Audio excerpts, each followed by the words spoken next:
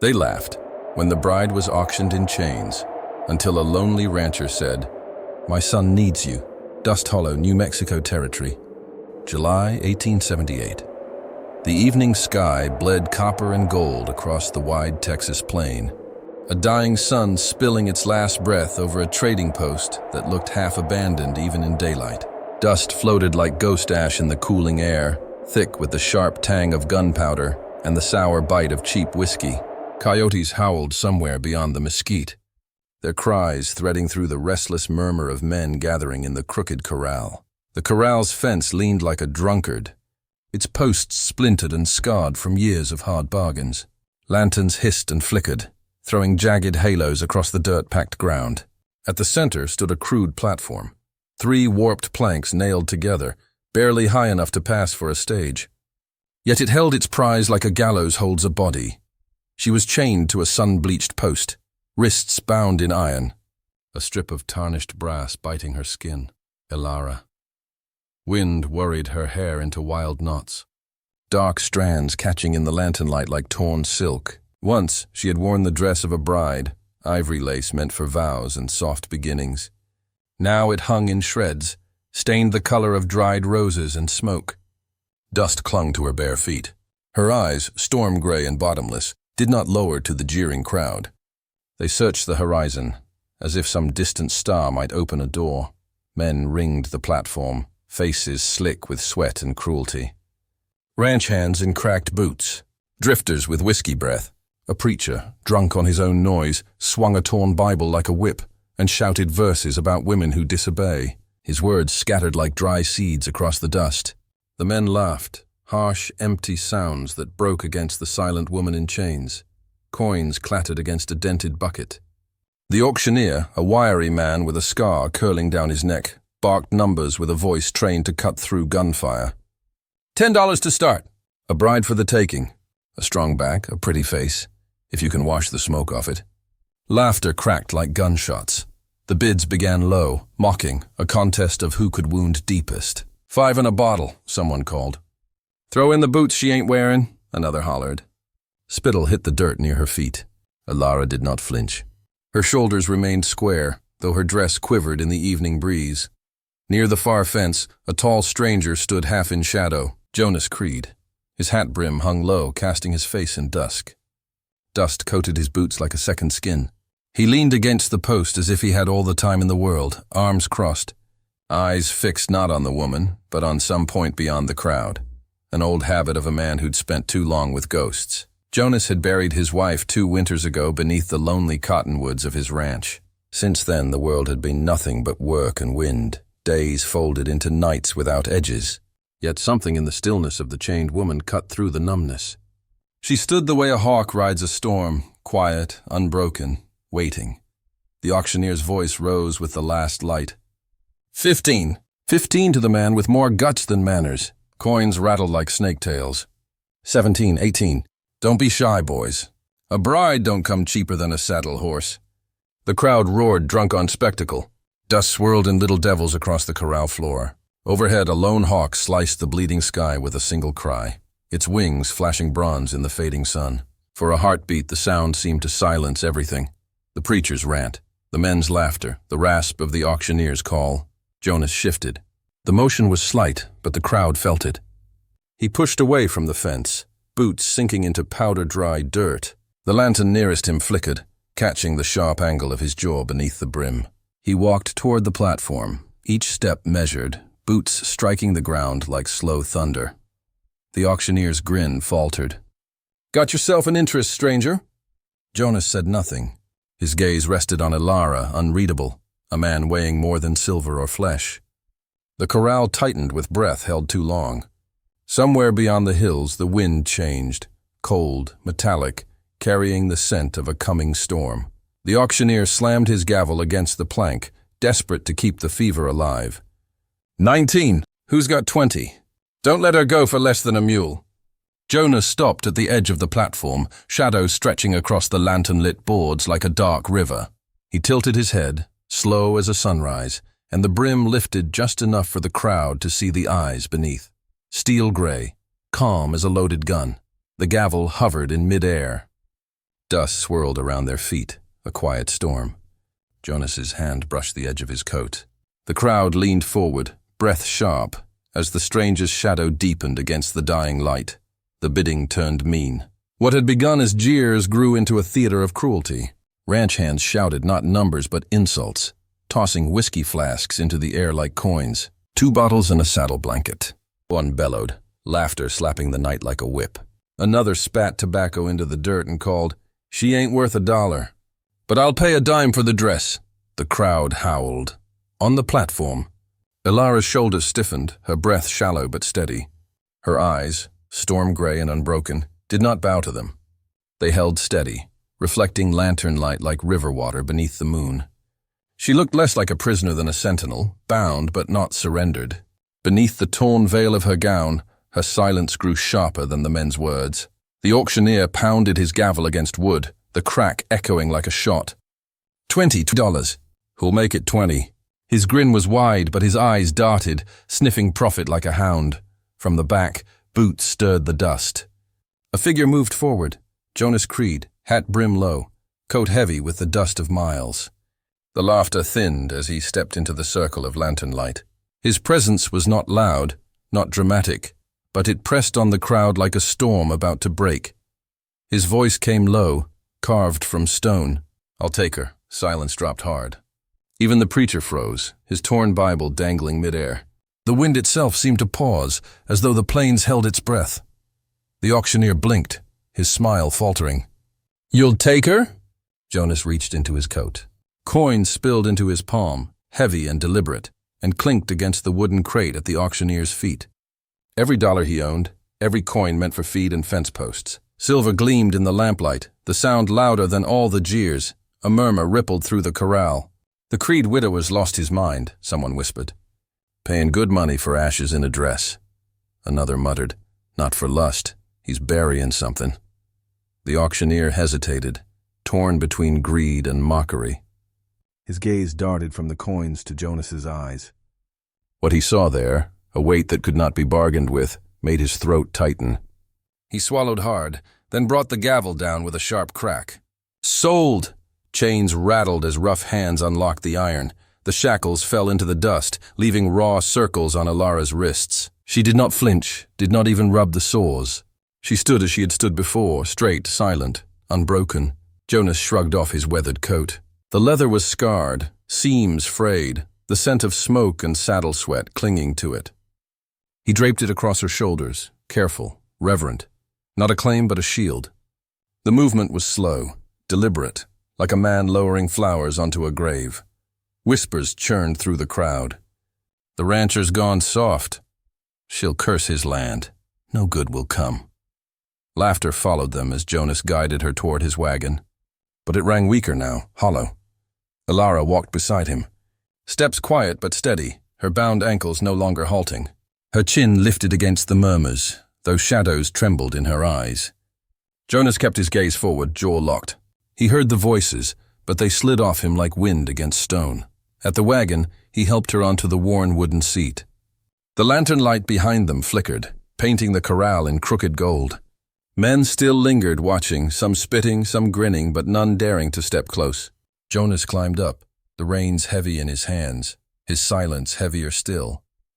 The horses shifted, snorting steam into the night. Jonas flicked the reins and the wagon creaked forward. The sound of wheels grinding against dirt drowned the last of the laughter. Above them, the sky bled into darkness.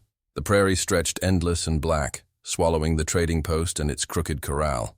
A sliver of moon rose, pale and watchful, laying silver light across the road. Jonas did not speak. Neither did Ilara. Their silence rode with them, filling the air between with something neither cruelty nor words could touch. He kept his eyes ahead, the horizon a dark promise. She turned her face to the wind, hair whipping, the coat around her shoulders like a shield against the night.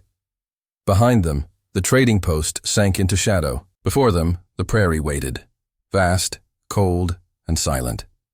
The wagon creaked on, its sound like a heartbeat in the empty dark. The moon bore witness, pale and unblinking, as two souls, one broken, one bound, rode into a silence deeper than words. The Creed Ranch lay sprawled across the prairie like a scar the land had tried and failed to heal. From miles away it looked empty, just a crooked house, a pair of leaning barns, and fences bitten through by winter wind. Up close it felt lonelier still, the earth brittle and pale, grass bowing beneath a sky the color of old tin. The wagon creaked through the front gate as dusk bled into night. The gate hinges wailed like something alive, a long rusted cry swallowed by the open plain. Jonas halted the team, the horses snorting steam into the cold. Lantern light flickered across the porch where a thin boy waited, bare feet planted on the warped boards. Caleb, 8 years old, skin chapped by prairie wind, eyes wide and sharp as a hawk's. He clutched a small wooden horse carved by a rough hand, its edges worn smooth by worry. The toy rocked in his fingers as he watched the wagon stop. Jonas climbed down first, boots crunching frost. He helped Alara to the ground. Her feet barely whispered against the dirt, but Caleb flinched as if a stranger's shadow had crossed his mother's grave. Behind the house, a single weathered cross leaned toward the north wind, the grave of Ruth Creed. Moonlight silvered the crossbeam, and the dry grass around it hissed like an old secret. Jonas's gaze slid there for a heartbeat before he turned back to the living. "Evening." "Caleb," Jonas said, voice low, "careful." The boy answered with silence, eyes fixed on Alara. She wore Jonas's coat like a borrowed night, the hem brushing her ankles. Wind tangled her hair across her face. But her eyes met Caleb's, steady, unreadable, holding more storms than a child should ever see. Inside, the house smelled of cedar smoke and cold iron. The hearth snapped weakly, throwing trembling light across bare walls and a table scarred by years of quiet suppers. Alara stepped in with the silent caution of someone trained to vanish. Her eyes swept doorframes, windows, shadows, every exit mapped, before she drew a full breath. Jonas set a pot on the stove, the sound of iron echoing like a gunshot in the stillness. He ladled stew without a word. Caleb climbed onto the bench, wooden horse resting on the table beside his bowl. Alara remained standing until Jonas motioned to the chair across from him. She sat, spine straight, hands folded, as if every movement required permission from ghosts. They ate with the hush of strangers bound by necessity. The stew tasted of smoke and salt. Caleb watched her from beneath his lashes, curiosity sparring with unease. Alara kept her gaze low, but Jonas caught the faint tremor in her hands as she lifted the spoon. A tremor not of cold but of memory. He knew that shake. He had carried it after the war, after the burning of towns and the smell of rope, later.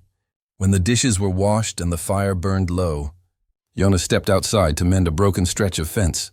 The moon hung like a tarnished coin, casting ash-colored light across the prairie. The wire sang beneath his pliers, a lonely tune that mixed with the cries of distant coyotes. Each twist of metal dragged old memories to the surface, Ruth's laughter floating from the porch, the thunder of cavalry boots, the crack of rifles in the night. Behind him, the house stood small against the endless dark. Through the window he glimpsed Alara by the hearth, still as a shadow. Caleb slept on a pallet near the fire, the wooden horse clutched in his small fist. Alara stared into the flames, her face carved by light and darkness, the look of someone who had seen too much fire and too much rope to ever trust silence.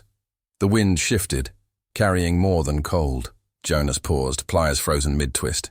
Far beyond the hills, a faint rhythm stirred, hoofbeats, distant but certain, riders.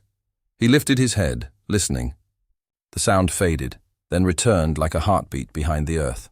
Rumors had traveled through trading posts and saloons, a raiding party moving south, men hungry for revenge and plunder.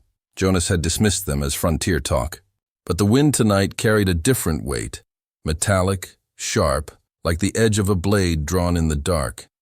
He tightened the last wire and let the pliers fall to his side. The fence held, but the prairie did not feel safe. Shadows moved where no shadows should. He looked once more at the house, at the fragile glow in the window where a woman with a haunted past now sat. Inside those walls, silence and grief waited. Outside, something far worse might be coming. The wind slithered through the grass, whispering of riders who never slept and debts that could not stay buried. Night draped itself over the Creed Ranch like a velvet shroud. The wind carried the smell of cedar and frost, carrying whispers of distant hills where coyotes prowled. The fire in the hearth was low, a tired heartbeat in the empty house. Jonas had gone to bed early, rifle leaning against the wall, ears straining for the faintest scrape of hoof or whisper of movement. Then it came, a rhythm slicing through the dark. Hoofbeats pounding the plain, deliberate, heavy. Jonas swung upright, hands tightening around the rifle as the sound drew closer. Shadows became shapes, shapes became mounted men. 3 strangers emerged from the black, their horses' hooves kicking up ghosts of dust in the silver moonlight. Bounty hunters. Their scent hit Jonas first. Cheap whiskey, sweat, and something darker. Violence that had been bred and honed for profit. The men dismounted with casual menace, spurs jingling like faint bells of warning. They did not greet. Their eyes, cold and trained, measured everything in sight, stopping only when they found Ilara. "She's run," one said, voice smooth as a knife through cloth. "Promised to a man across the border. Warlord business. Her escape earns a price." The words dripped certainty, each syllable heavy with men who had never been denied. Another spat on the ground.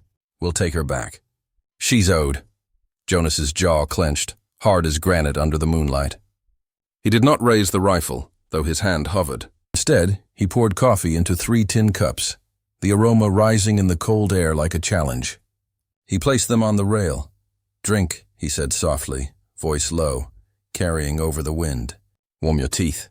The hunters froze, then laughed, low, sharp, bitter. One tipped his hat back. "Kind but foolish. We're not here for talk." He reached for the rifle slung across his saddle. Jonas did not flinch. The standoff stretched under a sky crowded with stars sharp as broken glass. The silence pressed against them all, heavy, taut. Every breath, every exhale seemed magnified. Ilara's eyes flicked to the men and back to Jonas, a storm gathering behind her calm. Minutes passed like hours.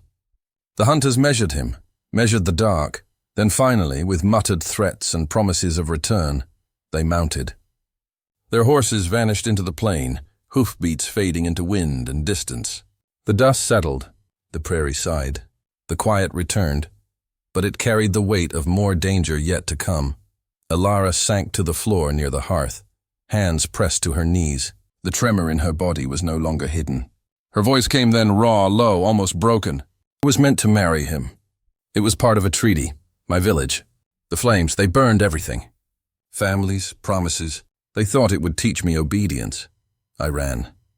They want me back." Jonas knelt beside her, silent, listening. Every word pounded against the walls of his own isolation, hammering nails into the coffin of his grief. The memories of his wife, of Caleb's mother, the weight of days spent alone. It all pressed down, sharp and relentless. "You survived," he said finally, voice barely above the whisper of the fire. No questions, no accusations. Just recognition of what she had endured. Ilara's eyes met his. Fear, sorrow, and something deeper, an ember of trust, fragile yet stubborn, burned there. She looked away, then returned her gaze, silent confessions spilling without speech. Jonas reached for her hand. It was unplanned, brief, almost accidental. Yet in that contact, warmth spread across the frost of his chest. Her fingers were calloused, her skin thin from the years of survival, but they gripped his with quiet strength. That did not demand words, that did not need explanation. For the first time in years, he felt something he had believed lost forever. Home. Not a place, not a house, not a grave marked by cedar and wind, but a presence. A pulse beside his own, steady and unyielding, surviving fire and rope and men who would take what did not belong to them. Ilara exhaled slowly, leaning into the small comfort of his nearness. Outside, the prairie remained vast and dark, indifferent to human frailty. Coyotes cried somewhere over the ridge, a sound both mournful and eternal. Jonas remained beside her, letting the quiet fill the space between them. No words were necessary.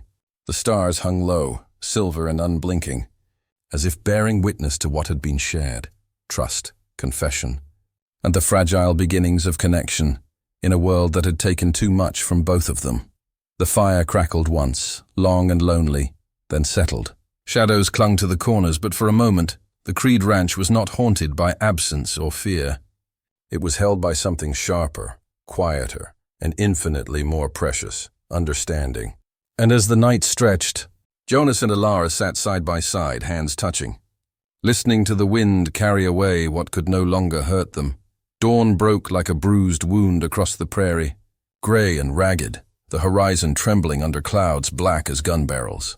Jonas stood in the corral, rifle cradled against his shoulder, eyes scanning the flat expanse where the wind bent grass like a sea of knives. His coat was damp with the night's dew, hair plastered to his forehead, but his stance was steady, deliberate, a man who had faced too much to flinch now. Caleb clung to Alara's dress, fingers twisted into the fabric as though holding it tight could hold the world together. The boy's wide eyes darted between the corral gates and the approaching shapes. Jonas's heart tightened, an iron weight in his chest. He had buried fear before, wrapped it in resolve, and now he would wield both like weapons. The hunters arrived riding hard, more men than last night, their boots clanging against stirrups, rifles glinting with the pale light of dawn. A bounty poster flapped from one horse, a crude sketch of Alara's face, eyes fierce, hair tangled, marked with words meant to sell her as property. Lies inked in bold strokes, promises of reward for blood. Rain fell first in thin streaks, then in lashes, stabbing at skin and metal. The clouds opened fully, a wall of grey and black, wind slicing across the prairie. The first shot cracked, sharp as lightning, and the world ignited into chaos. Jonas dropped into position behind the corral fence, rifle biting into his shoulder. The storm roared in tandem with the thunder of rifles. Mud rose beneath frantic hooves, spattering boots and splintered wood. Rain turned the ground to churned earth, bleeding together with spilled blood, creating a scent of iron and wet leather that filled the nostrils. Alara crouched beside Caleb, arms curling protectively around him. Her torn wedding veil whipped across her face like a ghost freed from a grave, the fabric clinging and snapping in the wind. Yet her eyes were steel, unbroken, scanning the men and calculating, ready to move with the precision of a survivor. Jonas moved like a man possessed by necessity and memory, each shot deliberate, aimed with the cold accuracy of someone defending the last corner of his soul. The hunters faltered beneath his fire, uncertainty flickering for the briefest heartbeat before fury replaced it. Horses reared, kicking, hooves striking mud, sending showers of dirt and water into the air. Shouts cut over the thunder, the commands of men who had underestimated a rancher's resolve. Alara shifted, carrying Caleb behind her as they ducked for cover beside the broken barn. Her hands trembled but did not falter, gripping the boy, pressing him close, whispering words meant for courage. Mud streaked her dress, blending with the dirt and rain, the fabric clinging like a second skin. Her veil snapped again, a pale, spectral banner in the chaos. The gunfight raged, each volley a clash of wills against the storm and the plain. Jonas's breaths were short, lungs burning with cold and exertion, heart hammering a rhythm matched only by the pounding hooves. He fired again, each shot a warning, a claim, a prayer. The men faltered, two falling in the mud. Their bodies twisted grotesque against the rising spray of rain. The rest of the hunters turned, retreating into the teeth of the storm, desperate to survive the fury of a rancher and the relentless weather. Thunder swallowed their cries, leaving only the roar of wind and rain. Jonas dropped to one knee, sleeve streaked with blood from a shallow cut across his forearm. The pain was sharp, but secondary to relief, to the knowledge that Caleb and Alara had survived the first wave. Alara knelt beside him, hands trembling as they pressed against the wound, the warmth of her palms contrasting with the cold spray of rain. Their eyes met. No words were exchanged. There was no need. Each recognized the other's endurance, the fire of survival that had carried them through night, chains and bullets. Each had crossed fire, had stared death in the face, and had lived. The storm raged around them, yet between them there was a fragile stillness, heavy with meaning and promise. Rain began to slacken, falling in soft taps now, pattering against the roof of the barn and the corral posts. The wind still whispered across the prairie, carrying scents of mud and cedar and iron, but the chaos had passed. Silence fell like a blessing, thick with fear that lingered even as hope edged in.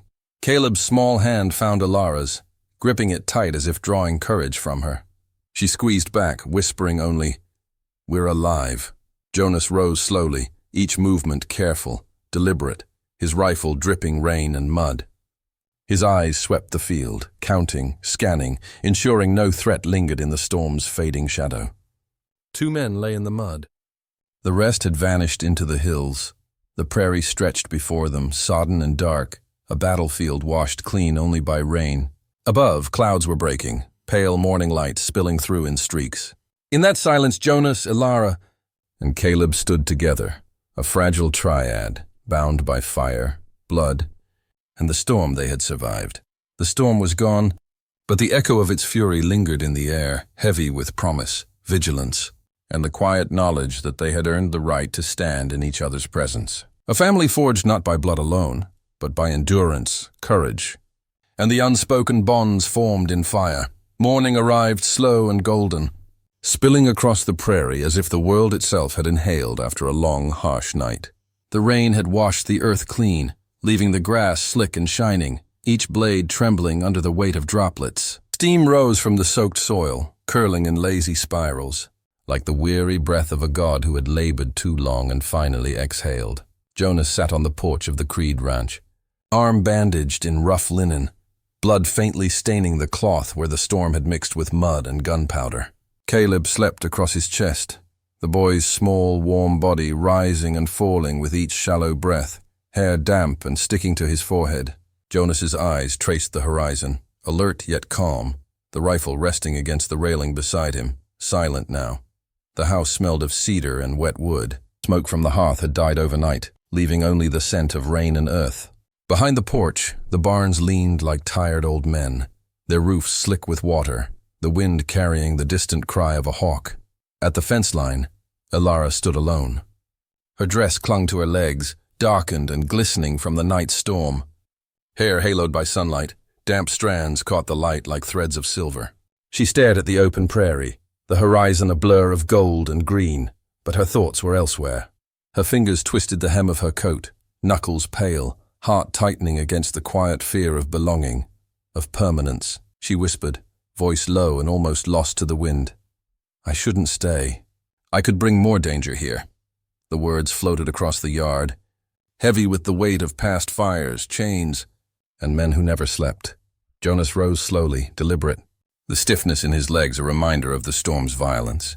Each step toward her was measured, heavy with intention, his coat brushing his thighs as he moved across the soaked grass. He stopped a few paces away, letting the sun settle across his face, eyes locked on hers. The prairie seemed to hold its breath, the wind softened, and even the hawk circling above paused, wings frozen mid-arc. My son needs you, he said. The words fell like iron yet carried warmth, a promise, an oath that pressed into the air between them. They were simple words, but weighted with everything neither had spoken, survival, fear, grief, and the fragile hope of something more. Ilara's eyes widened, moisture gathering at the corners, reflecting sunlight like tiny mirrors. Something she thought long buried, belonging flooded her chest. Her lips parted, but no sound emerged. Instead, she stepped closer, hesitant, yet drawn by a force she could not name. Caleb stirred, small fingers curling, toward her. His eyes blinked open, wide and trusting. He smiled, a tentative, sleepy smile that carried innocence like a shield against the past. Ilara knelt, reaching for him, and he grasped her hand. Their fingers intertwined, tentative yet certain, a quiet bond forming without need of speech. Jonas watched, chest tight, a slow exhale shaking his shoulders. He did not speak. His eyes held the reflection of sunrise, gold and forgiving, and the truth that some things, trust, home, family, could only be earned in silence. The prairie around them hummed softly, alive with dew and the scent of wet grass. Steam rose from the soil, curling around the fence posts and broken rails like spirits lingering in memory. Birds called somewhere in the distance, their cries thin yet persistent. The hawk circled overhead once more, gliding in lazy arcs, not in hunger, but in silent blessing, a sentinel of sky and wind. Ilara pulled Caleb closer, brushing the wet strands of hair from his forehead. He nestled against her shoulder, the warmth of her coat mixing with the scent of cedar and rain. She looked toward Jonas, whose gaze never left the two of them, and for the first time allowed herself to hope that the world could be quieter here. that the shadows of chains and guns could fade beneath a sun that did not judge. Jonas finally turned, hands resting on the railing, shoulders easing into something lighter. The rifle leaned against the porch, useless now against a horizon that promised peace, however fragile. He exhaled slowly, a breath he had held for too long, letting the golden light fill the spaces that night and blood had hollowed. The camera of imagination pulls back. Sweeping over the Creed Ranch, 3 figures framed against the endless horizon. The house, the barns, the fence. They all seem smaller now, softened by light and water. The prairie stretches outward, infinite, embracing them in a quiet vastness that feels almost holy. The hawk circles once more, wings glinting in the sun, a silent witness to what has been forged. A family not born of blood, but of choice, of courage, of survival. The boy's small hand remains in hers. The widow and the rancher stand close, arms brushing, eyes connected. The wind carries away the echoes of laughter from the men at the trading post, the auction, the battlefield. Those voices, petty and cruel, cannot reach this place. Here, in the washed light of dawn, something stronger has taken root. Trust, belonging, and the promise of days not dictated by fear. The dust settles, steam curls from the grass. Shadows retreat, leaving sunlit gold across a land that has seen storms, blood, and hardship. The Creed Ranch breathes again. The prairie hums quietly, and a family, scarred, resilient, bound not by blood but by choice, stands together against the endless sky, finally home.